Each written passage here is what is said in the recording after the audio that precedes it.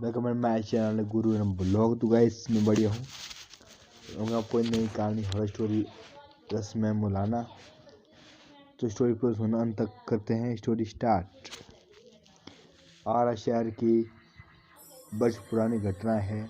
उस जमाने की जब इक्का और बग्गी चला करती थी। करीम मियाँ कभी कभी देर रात तक घर इक्का चलाया करते थे। बड़ी चौक के पास टमाटर पड़ा था। एक रात की बात है, करीम मियाँ सवारी का इंतजार कर रहे थे। उन्होंने सोचा कि 10-15 मिनट देख कर लेते हैं, सवारी मिलती है तो ठीक, वरना घर वापस लौट जाएंगे। कुछ देर बाद वे घर जाने के लिए इक्का मोड़े थे कि आवाज आई, इक्का वाले चलोगे? करीम ने देखा तो बुजुर्ग मौलाना सफेद कुर्ता पैजामा पहले खड़े थे। उनके गले में सोने की चैन थी, एक के हाथ में छड़ी थी। उन्होंने फिर पूछा, चलोगे? करीम मियाँ, क्यों नहीं सरकार, जी चलेंगे। कहाँ चलना है? हमें नवादा कब्रिस्तान वाली मस्जिद में जाना है और फिर यहीं वापस लौटाना है। 10-15 मिनट वहाँ रुकेंगे। चलेंगे। चलूँगा हुजूर। हुजूर सब काफ़ी है चुकी है, रात काफ़ी हो चुकी है, बड़ा क्या देंगे? देखो इक्के वाले, तुम चलो, तुम्हें उम्मीद से ज़्यादा पैसे देंगे। ठीक है सरकार, आइए बैठिए।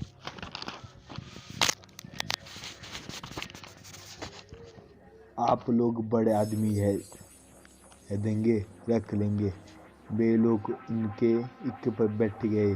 करीम मियाँ के उस सड़क पर दौड़ा दिया। मुश्किल से 2 किलोमीटर का रास्ता था। सड़क पर ट्रैफिक भी नहीं था। 10 मिनट में पहुंच गए। दोनों मौलाना उतरे और करीम मियाँ के इंतजार करने को कहकर मस्जिद की तरफ बढ़ गए। करीम मियाँ तंबाकू मलने लगे। 15 मिनट बाद वापस लौटे और इक्के पर बैठते हुए वापस लौटने को कहा। करीम मियाँ खान ने इक्के कुछ ही देर में बड़ी चौक पहुंचा गया। मौलाना नीचे उतर। उनमें से एक ने पूछा, तुम्हारा नाम क्या है? करीम मियाँ ने अपना नाम बताया। उन्होंने 100 का नोट देते हुए कहा, तुम हमें रोज इसी वक्त यहाँ से नवादा ले जाना और ले आना, ठीक है सरकार? हम रोज आपका इंतजार करेंगे, लेकिन आपने इतना बड़ा नोट दिया है, मेरे पास इसका खुला नहीं है। खुले की जरूरत नहीं है, यह पूरा तुम्हारा है और रोज तुम्हें इतने ही पैसे मिलेंगे। लेकिन सरकार, यह तो बहुत ज़्यादा है, इतना तो हम महीनों में भी नहीं कमाते हैं। वे हंसते हुए बोले, कल ठीक समय पर आ जाना। उस जमाने में 100 रुपये बहुत ज़्यादा होते थे।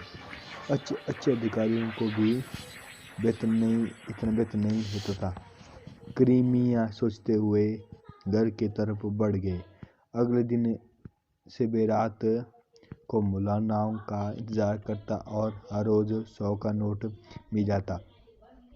पैसा आने पर घर की हालत सुधरने लगे, रहन सहन का स्तर सुधरने लगा।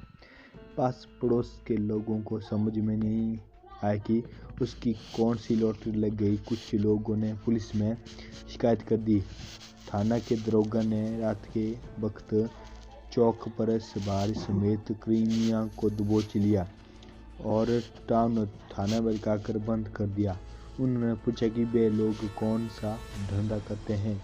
करीम मियाँ ने सफाई देनी चाहिए तो बोले, ठीक है, सुबह मैं बात करूंगा। सुबह के वक्त दरोगा जी थाना पहुंचे और हवालात में करीम मियाँ खान को अकेला नजर आया।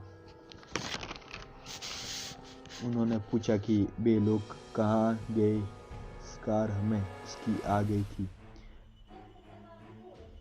जबकि आ गई थी।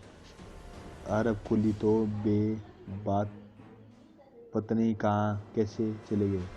चाबी तो मेरे पास थी, ताला भी बंद है, फिर वे कैसे निकल गए?